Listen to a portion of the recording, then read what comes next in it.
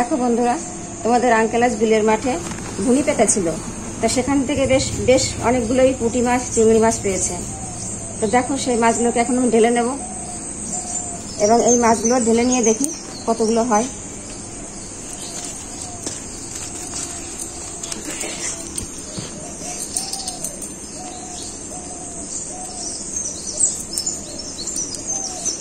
দেখো একদম টাটকা মাছ, মাছগুলো লাফাচ্ছে, জ্যান্ত মাছ।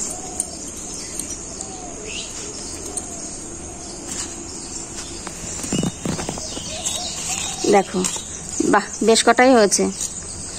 এই মাছগুলোকে কেটে ধুয়ে আমি দস্তা কচু বা দুধ কচু দিয়ে রান্না করব।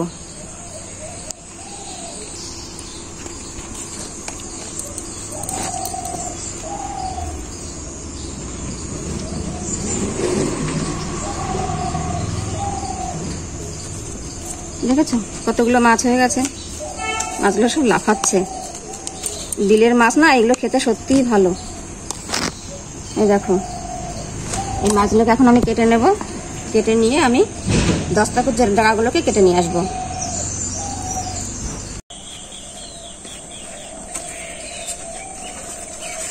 এই দেখো বন্ধুরা, দস্তা কচু কেটে নিয়ে এসেছি।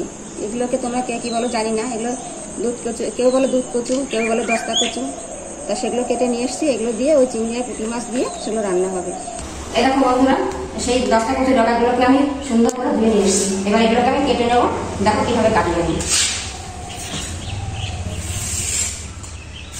এইভাবে খোসাগুলো ছাড়িয়ে নিই। এই দস্তা কচুর ডাগা দিয়ে পাতলা ঝোল করে সুন্দর একটা তরকারি হয়ে যাবে। এইভাবে কেটে রেখে দিচ্ছি।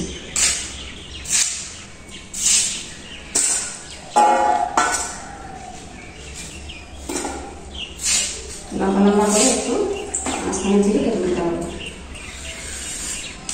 এই কচুগুলো হয়তো বা যেগুলো বাগানে হয় সেগুলো বলা চলতে পারে, কিন্তু এগুলো আমার বাড়ি নিজের লাগানো, এগুলো বলা চলবে না।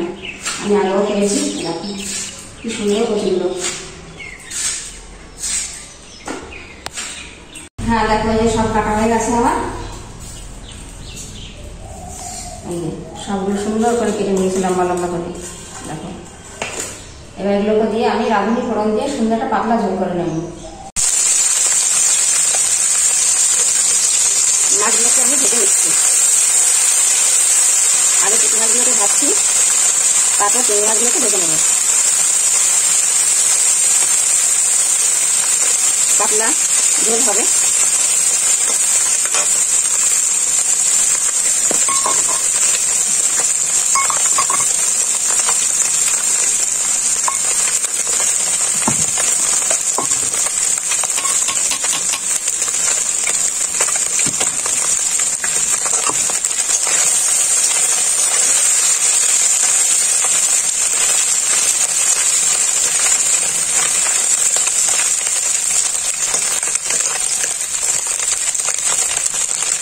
ছোট ছোট পুঁটি মাছগুলোকে লাল লাল করে ভেজে নিয়েছি, এটাকে নামিয়ে নিচ্ছি। এবারে চিংড়ি কটাকে ভেজে নেব।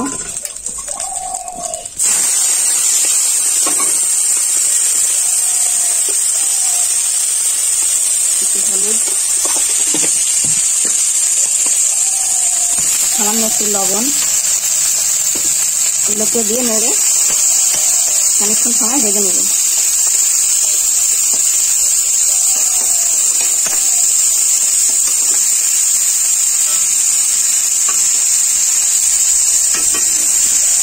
খুব বেশি কড়া করে ভাজবো না, খুব বেশি কড়া করে ভাজলে চিংড়ির আসল স্বাদ নষ্ট হয়ে যায়। তো অল্পই ভেজে নেব।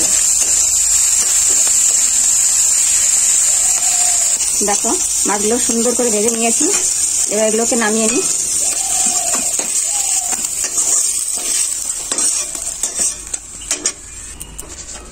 দেখো সুন্দর করে মাছগুলোকে ভেজে নিয়েছি। তেল ঢেলে দিচ্ছি এবার।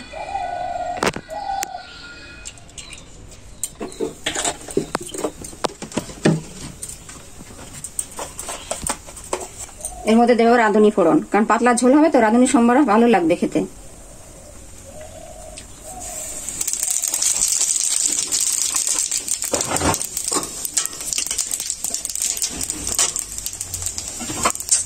এবার দেব কাঁচা লঙ্কা। এবার এই মাছগুলোকে দিয়ে দিই। এবার দেব জল।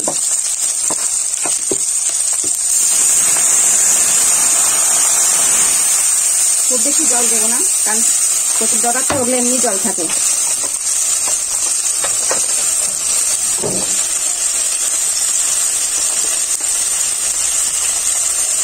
এক চামচ লবণ,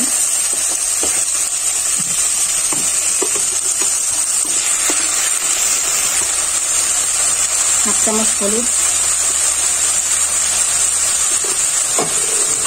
কিছুক্ষণ ফুটে যাক, তারপর কচুর ডগাগুলোকে আমি দিয়ে দেবো।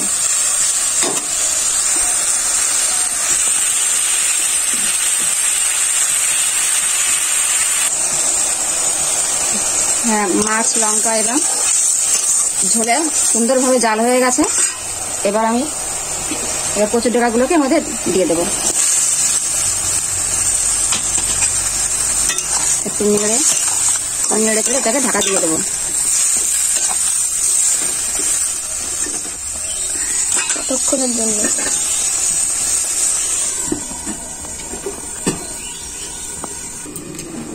এই 3-4 মিনিট পর এটাকে আমি একটু আয়রা করে এখন নেড়ে দেবো। দেখো এটা আস্তে আস্তে সিদ্ধ হয়ে যাচ্ছে। আবার ঢাকা দিই।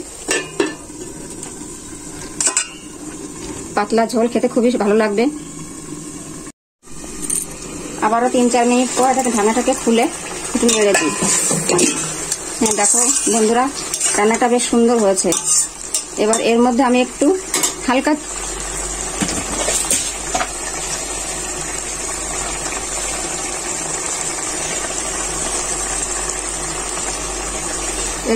হালকা করে চিনি দিয়ে দেবো। চিনি অথবা গুড় দিতে পারেন। চিনি অথবা গুড় তোমরা যে যাই দাও না, হালকা একটু মিষ্টি দিয়ে দেবে, তাহলে খেতে একটু ভালো হবে। একটু নাড়িয়ে দিই। দেখো কচুগুলো সেদ্ধ হয়ে গেছে, কিন্তু আবার বেশ গোটা গোটাও রয়েছে।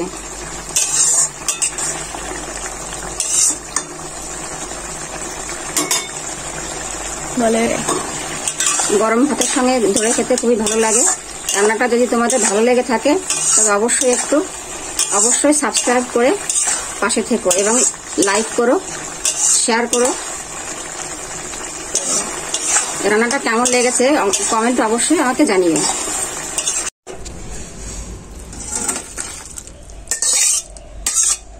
দেখো বন্ধুরা, দেখতে খুব সুন্দর হয়েছে। এরকম ধরনের হালকা পাতলা রেসিপি যদি তোমরা সবার আগে দেখতে চাও তাহলে পাশে থাকা বেল আইকনটি প্রেস করো।